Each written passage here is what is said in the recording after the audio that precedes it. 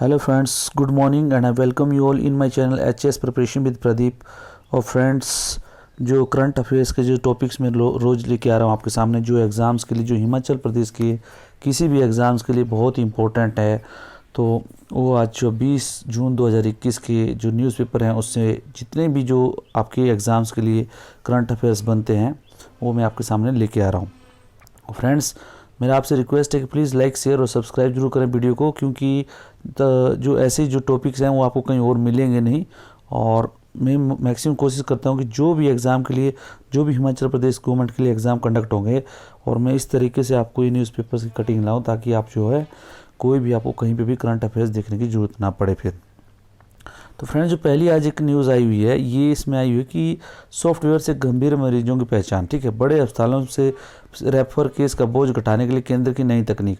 Friends, ये जो है एक, आपको पता है कि ये कोविड का दौर है, उसमें जो कुछ पेशेंट्स को ऐसे बोलते हैं कि डायरेक्ट जो उनको हॉस्पिटल में रेफर कर देते हैं, वेंटिलेटर में, आईसीयू में।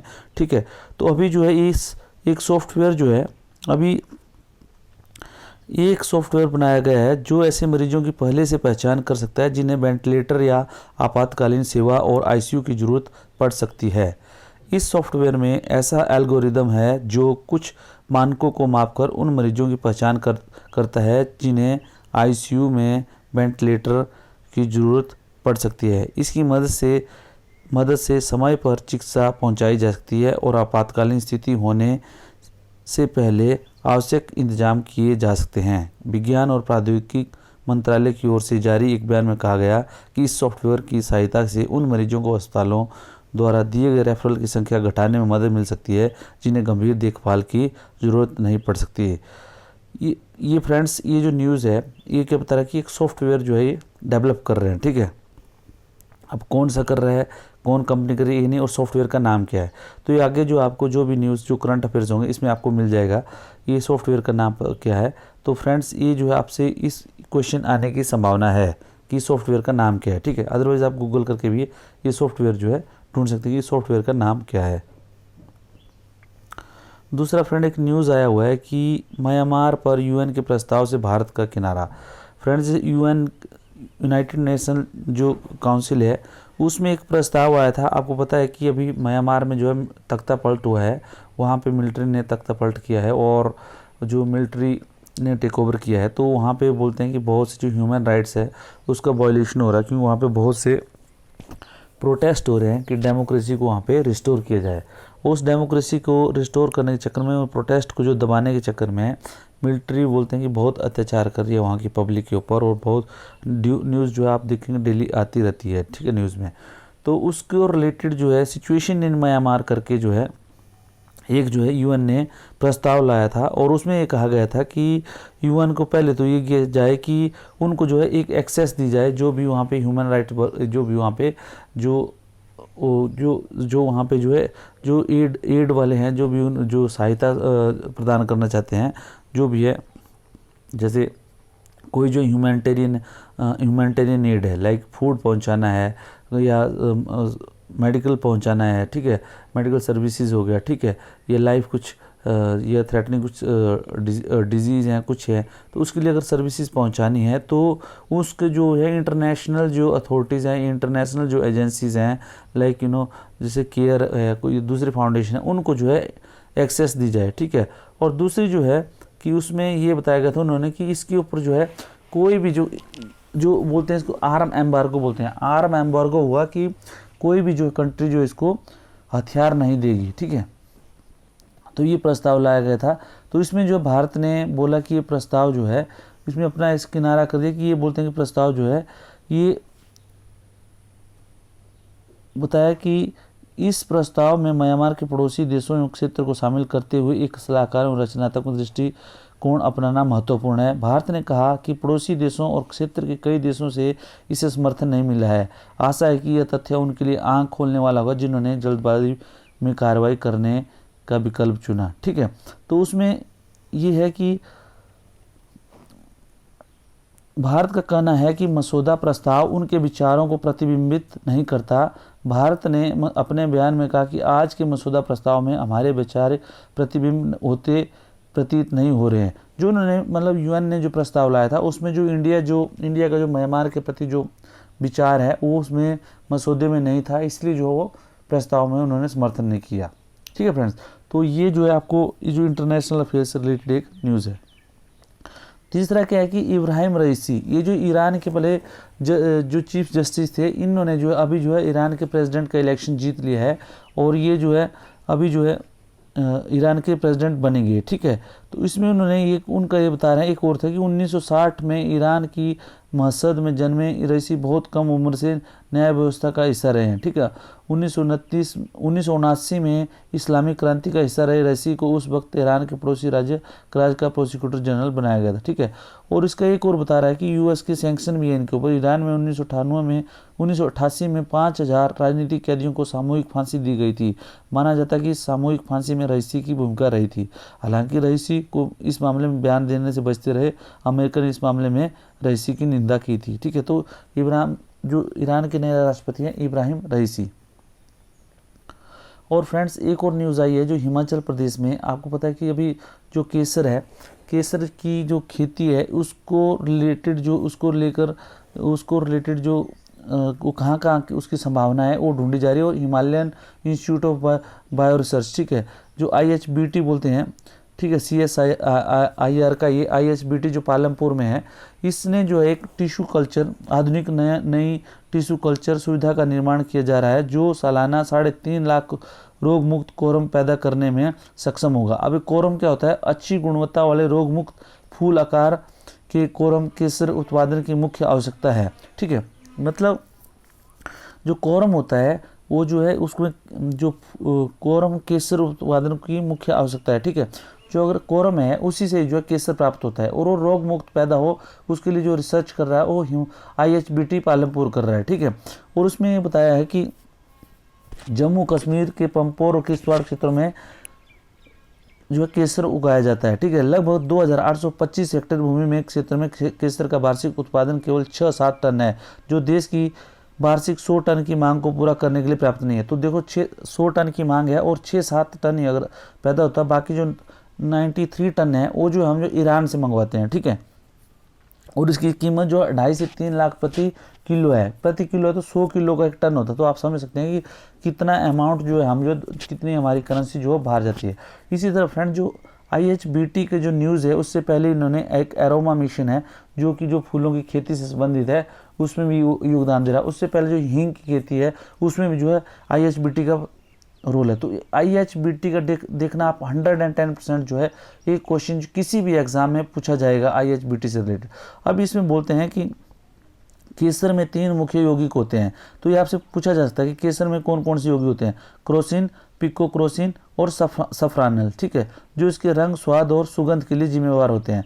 अब भरमौर, चंबा में तीसा, किन्नौर में सांगला घाटी, कुल्लू में नीरमंड, कांगड़ा में बड़ा बंगाल क्षेत्र में गैर पारंपरिक क्षेत्रों में केसर की खेती को उपयुक्त जलवायु है जो किसानों को पारंपरिक फसलों से लाभ दे सकती है।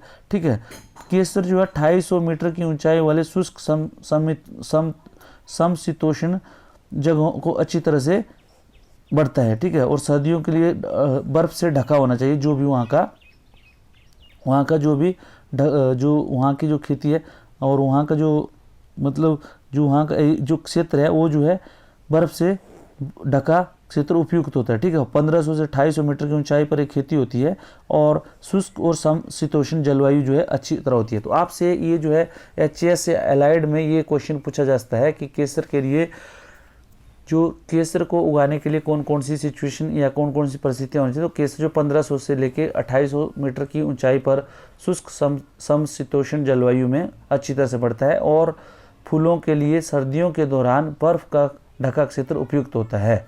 ठीक है फ्रेंड्स, उसके बाद एक जो जायका है फ्रेंड, जापान इंस्टीट्यूट ऑफ, ये जो दिया है जापान इंटरनेशनल कोऑपरेशन एजेंसी, जायका बोलते हैं इसको।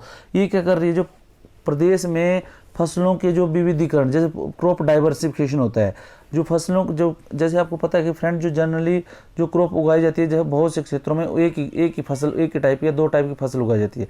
जैसे नीचे प्लेन्स में क्या है, गेहूं और धान और मक्की उगाई जाती है। ठीक है, उसी तरह जो पहाड़ी क्षेत्र हैं उसमें उसमें जो है वो आपको देखोगे कि सेब की फसल या फ्रूट्स वगैरह ज़्यादा होते हैं। लेकिन ये जो जायका है, ये जो फसलों के विविधीकरण प्रोत्साहन योजना, ठीक है, हिमाचल प्रदेश फसल विविधीकरण प्रोत्साहन परियोजना जापान इंटरनेशनल कोऑपरेशन एजेंसी के सहयोग से हिमाचल प्रदेश के 5 जिलों मंडी, कांगड़ा, हमीरपुर, ऊना तथा बिलासपुर में शुरू की। तो आपसे पूछा जाता है कि हिमाचल प्रदेश में जायका प्रोजेक्ट जो है कहाँ कहाँ कौन कौन से जिलों में चलाया जा रहा है, और ये है मंडी, कांगड़ा, हमीरपुर, ऊना तथा बिलासपुर। और ये किस किस क्षेत्र में चलाया जा रहा है, किस किस के लिए, वो जब फसलों के विविधीकरण के लिए चलाया जा रहा है। ठीक है, इसमें बताया कि किसी क्षेत्र में फसल विविधीकरण को प्रोत्साहन देते हुए किसानों की आय को बढ़ाना है। इसका मुख्य उद्देश्य क्या है, किसी क्षेत्र में फसल विविधीकरण को प्रोत्साहन देते हुए किसानों की आय को बढ़ाना है। इस परियोजना के तहत उठाऊ जल सिंचाई परियोजना, ठीक है, और उठाऊ मतलब सिंचाई के लिए जल प्रोवाइड करना। और उसके बाद क्या है कि सब्जी उत्पादन एवं संरक्षण संबंधी तकनीकी ज्ञान संग्रहण तथा किसानों की उत्पादकता एवं आय बढ़ाने के लिए समय समय पर विभिन्न प्रकार के प्रशिक्षण कार्यक्रम और प्रक्षेत्र प्रदर्शनों का आयोजन किया जाता है। ठीक है, तो ये सब जो है इसमें क्या निःशुल्क बीज और खेती से संबंधित कार्यों के लिए tractor, power tiller, brush cutter, spray pump आदि मशीनरी उपलब्ध करवाकर किसानों को सब्जी उगाने के लिए जायका परियोजना के अधिकारियों और कृषि वैज्ञानिकों द्वारा प्रोत्साहित किया जाता है। ठीक है फ्रेंड्स, तो ये सब जो है इसकी जायका की जो परियोजना है उससे रिलेटेड है। ये जो आप पक्का मान के चलो एक क्वेश्चन इसका भी किसी न किसी एग्जाम में आएगा, हिमाचल के एग्जाम में। अभी फ्रेंड्स एक और आया हुआ है कि जो NTPC है, नेशनल थर्मल पावर कॉरपोरेशन, जो है ये जो है 15 जो 15 जो वर्क ग्रेट प्लेस, ठीक है, work great place to work, ठीक है, institute great place to work जो वर्क इंस्टीट्यूट द्वारा है, उसमें जो है इसमें 15वां नंबर दिया गया है इसको। उसको श्रेष्ठ कार्यस्थल जो इसमें ग्रेट प्लेस टू वर्क के रूप में मान्यता दी गई है। NTPC भारत के टॉप 50 सर्वश्रेष्ठ कार्यस्थलों में जगह पाने वाला इकलौता सरकारी उपक्रम है। ठीक है फ्रेंड्स, तो ये इसकी न्यूज़ आई है कि NTPC जो great culture to great place to work जो है इसमें पहले स्थान पे आया हुआ है। ठीक है फ्रेंड्स, और फ्रेंड्स एक और बहुत अच्छी न्यूज़ है, इसमें जो है जो आपको तो जो बहुत से ऐसी चीज़ें हैं जो ये हमारी हिमाचल संस्कृति से बहुत से एग्जाम में क्वेश्चन पूछे जाते हैं। इसमें आया हुआ है कि चंद्रा, जैसे देखो लाहौल संस्कृति में लोकगीतों की परंपरा, ठीक है, लाहौल स्पीति के बारे में दिया गया। इसमें बताया गया कि लाहौल में कौन कौन सी घाटियाँ हैं। ठीक है, इसमें चंद्रा वैली जिसे तिनन घाटी कहा जाता है, पाटन वैली, ठीक है, और इसमें ये बताया गया कि जो और जो कितनी घार घाटी जिसमें जिला मुख्यालय केलंग स्थित है। ठीक है, इसमें जो लोकगीत हैं, ठीक है, और तोद वैली, ये सब जो इसमें इन घाटियों में कौन कौन सी संस्कृति है, क्या है इसमें दिया गया है। जैसे लेकिन पट्टन घाटी में हिंदू और बौद्ध धर्मावलंबियों की मिश्रित संस्कृति है। पट्टन यानी पाटन अर्थात पानी जिससे बहता है उसे पाटन कहते हैं। चंद्रभागा नदी के बहने से दिशा के कारण इसे पाटन घाटी कहा जाता है। पट्टन घाटी में हिंदू और बौद्ध दोनों हैं। ये सब चीज़ें इसमें दिया गया है। और इसमें और भी चीज़ दी है कि इसमें कौन कौन से गीत, चंबा कुल्लू क्षेत्र, उसमें एक और दिया है जो घुरे गीत हैं। घुरे गीत जो है कहाँ, ये जो है घुरे अथवा यार गीत, ये जो है लाहौल के गीत है। ठीक है, यह परंपरागत पीढ़ी दर पीढ़ी गाई जाने वाली प्राचीन कला या गायन शैली है। ठीक है, यार गीत ये इकट्ठे या समूह में गाए जाने वाले गीत है, जबकि घुरे जो है अकेले में गाते हैं। ठीक है, इसके बाद जो है ये जो चेप्पी, ये और कुछ बताया इन्होंने, गायकों में राम क्रोफा, हीरालाल सिरसिंह, बोलो।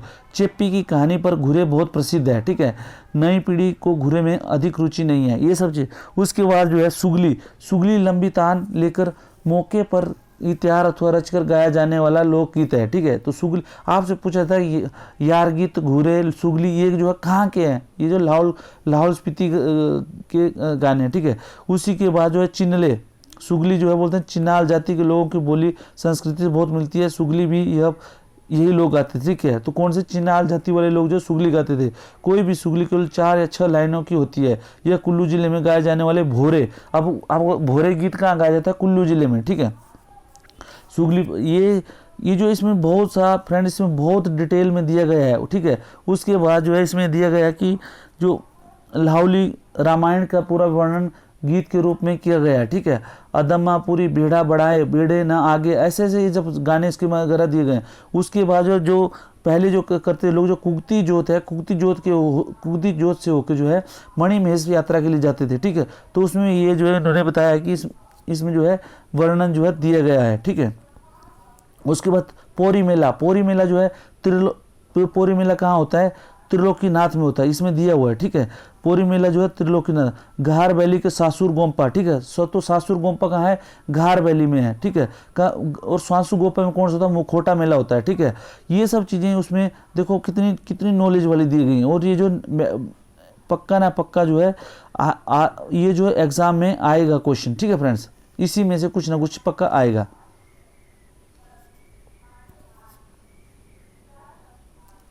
उसके बाद जो पोलियंड्री इन द हिमालयस, ये जो है डॉक्टर यशवंत सिंह परमार द्वारा लिखी हुई बुक है, जो हमारे हिमाचल के निर्माता बोलते हैं उनको। ये जो उन्होंने हिमाचल की संस्कृति के बारे में ये जो है किताब लिखी थी, और इसमें इन्होंने बहुत सी चीज़ें दी गई है, ठीक है। इसमें बताया कि लाहौल के घुरे गीत, स्पीति का नृत्य गीत, किन्नौर के फुलियाच, चंबा के सुकरात और कुजड़ी मल्हार, बसुआ, घुरेगी आदि बरबसी शास्त्रीय रागों का आभास दे जाते हैं। कुल्लू, सिरमौर और महासू पर लामण, झूरी, देसो, नौणी, भोरू, ब्राह्मणा, छोरुआ, झिझोटिया, बिलासपुर का मोहना आदि अपनी विशिष्ट स्वर भूमि के लिए माधुरी लिए हुए हैं। कुछ उभरते हुए कलाकारों ने गीतों को अपना स्वर दिया है। लोक नाट्यों में करयाड़ा, बांठड़ा, भगत, धाजा, ठोडा, बरलाज, मूर्ण, हरणोत्तर, देवखेल, मुखोटा नाट्य, ये प्लीज़ अगर आप पता करें किस किस डिस्ट्रिक्ट के हैं, आपको डेफिनेटली जो है ये यहाँ से क्वेश्चन आएगा। उसके बाद जो है सिरमौर की वीर गाथाएं, हारुल, पाउंटा में आसादी वार, ठीक है। महासू की सती गाथाएं जैसे सूती चैंकी, चंबा की रानी, सुनैना का बलिदान, कांगड़ा का रूल लारी कुल, ठीक है। और बिलासपुर की मोहना की फांसी की गाथा, ये सब जो आपको याद रखोगे तो आपको याद। इसके अतिरिक्त अन्य प्रेम गाथाएं जैसे कुंजू चंचलो, फुलमू रांझा, लाहुल प्रेम गाथा, चंद्रा भागा आदि लोक साहित्य का प्रश्न पाकर आज भी जीवंत है। तो फ्रेंड्स ये जो है आपसे क्वेश्चन जो है इनमें से पक्का 1 या 2 क्वेश्चन आपको किसी भी एग्जाम में आएंगे, तो प्लीज़ आप इसको। इसके बाद एक और न्यूज़ है फ्रेंड्स कि क्यों ना बने हम देवता। इसमें बताया गया कि जो कर्म प्रधानता आदमी जो है कर्म प्रधान होना चाहिए, क्योंकि कर्म ही जो है सबसे बड़ा जो उसका भाग्य है, ठीक है। इसमें बताया कि देवताओं से भी ऊंचा बताया गया। प्राचीन शास्त्रों में कर्म की विशद व्याख्या हुई है, वहाँ कर्म का स्थान देवताओं से भी ऊंचा कहा गया है। कर्म प्रधान विश्व रची रखा कहा गया है। सृष्टि की रचना में कर्म की प्रमुखता है। कर्म से ही धर्म की उत्पत्ति है, कर्म से ही गुणों की पहचान होती है। यदि कर्म नहीं करेंगे तो न धर्म पैदा होगा, न ही अधर्म सामने आएगा, न पाप होगा, न पुण्य की प्राप्ति हो सकती है। इसलिए कर्म ही श्रेष्ठ है, ठीक है फ्रेंड। ये जो इसलिए बहुत इसमें डिटेल में दी गई, आप जो वीडियो को पॉज करके इसको देख सकते हैं, ये आपके लिए बहुत एक मोटिवेशनल वीडियो का। उसके बाद फ्रेंड्स जो जीव मिल्खा सिंह जी जिनके मृत्यु हो गई कल 19 तारीख को, 91 ईयर्स के थे। उन्होंने क्या किया था कि उन्होंने 4 गोल्ड मेडल जीते थे एशियन गेम में दो जीते थे। और उसके बाद जो है वो उन्होंने 400 मीटर की गोल्ड जो उन्होंने ब्रिटिश जो कॉमनवेल्थ गेम्स में 1956 में जीता था, ठीक है। तो ये जो फ्रेंड इसके जो इन्होंने दिया हुआ है, तो हो सकता है इससे रिलेटेड भी आपको कोई क्वेश्चन आ जाए, ठीक है। और फ्रेंड्स एक और न्यूज़ है, India Pak NSA to be SCO meet amid fragile LOC peace Afghan flux.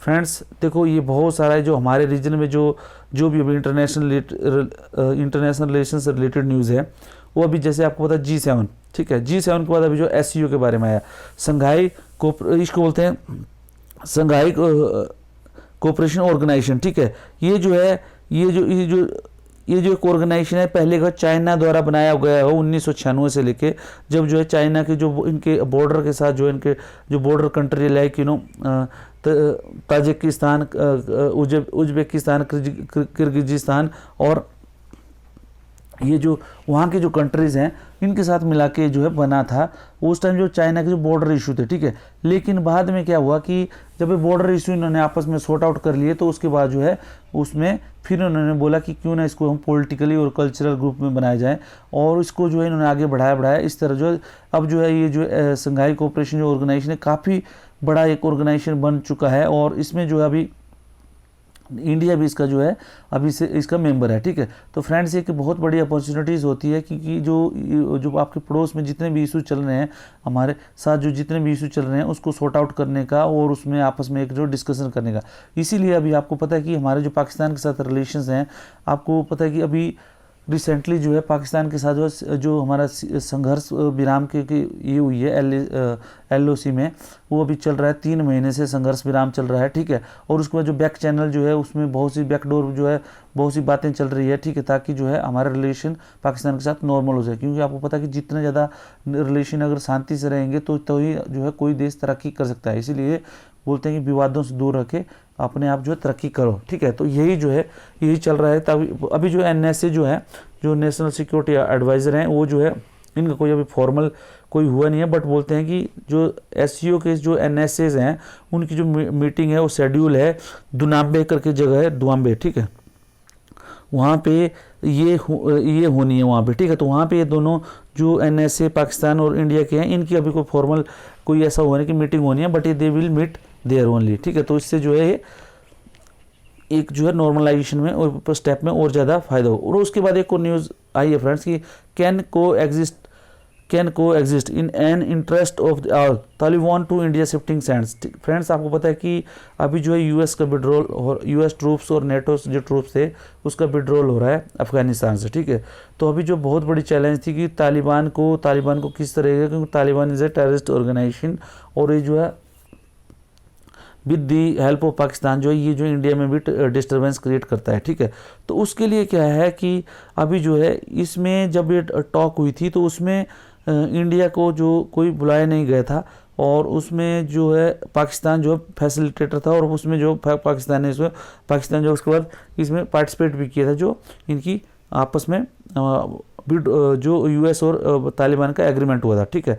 लेकिन जब अभी जो तालिबान से जब एक क्वेश्चन पूछा गया कि इंडिया के बारे में और कश्मीर के बारे में, उन्होंने बोला कि दे आर आवर रिलेटिव्स, ठीक है, दे आर आवर नेबर्स, ठीक है, दे आर आवर नेबर्स, और नेबर्स के साथ जो है हम जो है पीसफुली रहना चाहते हैं। तो ये जो है एक जो बहुत बड़ी न्यूज़ है, इससे जो एक रिलेशंस के नॉर्मलाइजेशन में बहुत इफेक्ट पड़ा, क्योंकि इंडिया ने अराउंड 3 बिलियन जो डॉलर्स है वो वहाँ पे इन्वेस्ट किया हुआ है डिफरेंट जो डेवलपमेंट वर्क है और अदर्स जो चीज़ें हैं, ठीक है। तो उसमें एक इंडिया का बहुत बड़ा स्टेक है और इसमें जो है डेफिनेटली अगर इस तालिबान की तरफ से ऐसी स्टेटमेंट आती है तो ये नेचुरली एक वेलकम स्टेटमेंट होती है और इसमें जो रिलेशंस हैं इंडिया अफगानिस्तान के और जो है नॉर्मलाइज होंगे।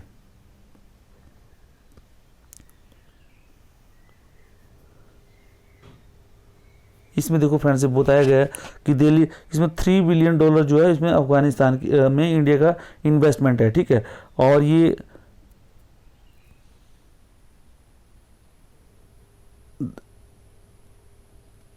उसमें बहुत सी चीज़ें इसमें दी गई है डिटेल में, आप जो इसको पढ़ सकते हैं। ये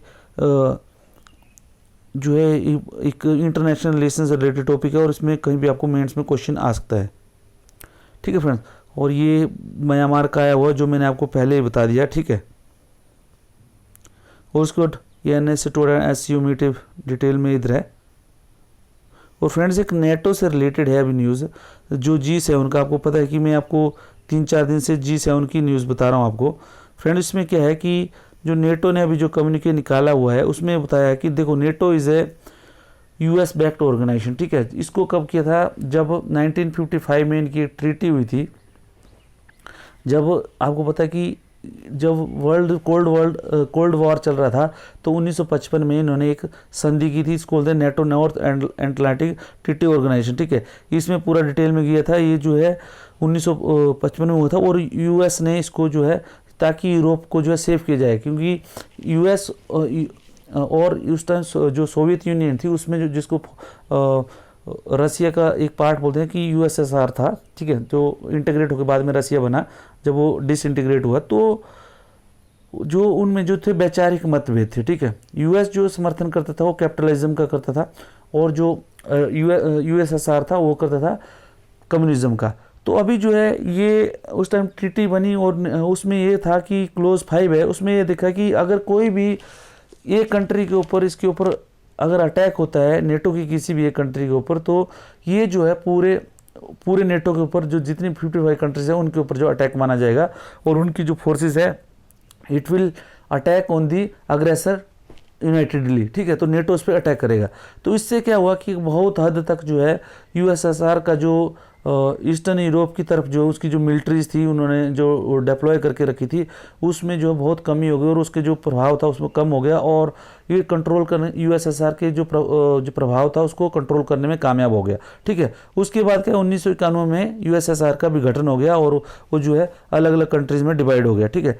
लेकिन उसके बाद बोलते हैं कि ये जो नेटो था, नेटो जो स्टिल अलाइव, ठीक है, और नेटो का जो यूज़ कर रहा है यूएस कर रहा है अपने इंटरेस्ट को साधने में, ठीक है। लेकिन जो उसको यूरोपियन जो कंट्रीज़ हैं उनको क्या फ़ायदा हो रहा है, क्योंकि उनको जो बहुत ही कम खर्चे में एक जो है सिक्योरिटी मिल रही है, ठीक है। ये सब चीज़ें हैं। लेकिन अब इन्होंने G7 की मीटिंग के बाद नेटो के साथ यूएस की मीटिंग हुई तो उन्होंने एक कम्युनिके निकाला कि चाइना को उन्होंने सबसे बड़ा अपना सिक्योरिटी के लिए खतरा माना, ठीक है। तो ये जो इससे पहले चाइना का कभी वो जो है जिक्र आया था 1900 बता रहे हैं कि 2019 में इसका चाइना का एक बार तब जिक्र आया था, ठीक है। तो ये उससे पहले नहीं आया था, ठीक है। लेकिन जो है इसको लेके अभी जो इस अनाउंसमेंट को लेके जो है इसको अनाउंसमेंट को लेके अभी थोड़ा सा जो है इसमें जो नेटो की जो कंट्री है इसमें थोड़ा डाउट है, क्योंकि अभी नेटो की जो उसके बाद जैसे ये कम्युनिके आया उसके बाद जो है जो फ्रांस और जर्मनी ने जो कि काफ़ी बड़ी इकोनॉमी है वहाँ की यूरोप की, उन्होंने दिया कि ये जो नेटो जो है एक मिलिट्री ग्रुप है और इसका जो है हम इसकी जो स्टेटमेंट्स है हमें कोई लेना देना नहीं है, ये जो है हमारा जो है, क्योंकि उनके जो चाइना के साथ जो they don't want to annoy the China, ठीक है। तो उसकी चाइना के साथ उनके बहुत सारा जो इकोनॉमिक रिलेशंस है उसको ख़राब नहीं करना चाहते।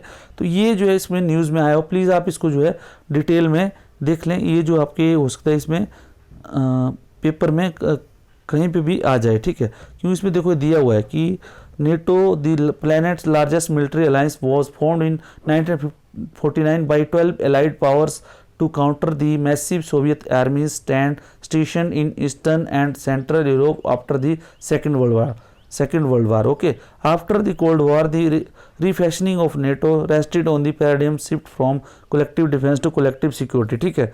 तो उसके पहले क्या था, कलेक्टिव डिफेंस था, लेकिन जैसे ये वो यूएसएसआर टूट गया और उसके बाद क्या हो गया, इसका कलेक्टिव सिक्योरिटी में आ गया, ठीक है। The alliance offer security to Europe while for the US it has been ideal vehicle for power projection around the world, ठीक है। क्योंकि आपको पता है कहीं पे भी इसका यूएस का वार होता है, स्टार्ट होता है, ये जो नेटो फोर्सेज वहाँ पे लग जाती हैं, ठीक, चाहे इराक हो, सऊदी अरबिया हो, यहाँ पे इन्होंने अपना इन्फ्लुएंस बढ़ाया इराक, ईरान और सऊदी अरबिया में, ठीक है। तो उसके बाद जो मैंने बोला था जो स्टेटमेंट दी थी उन्होंने बोला था कि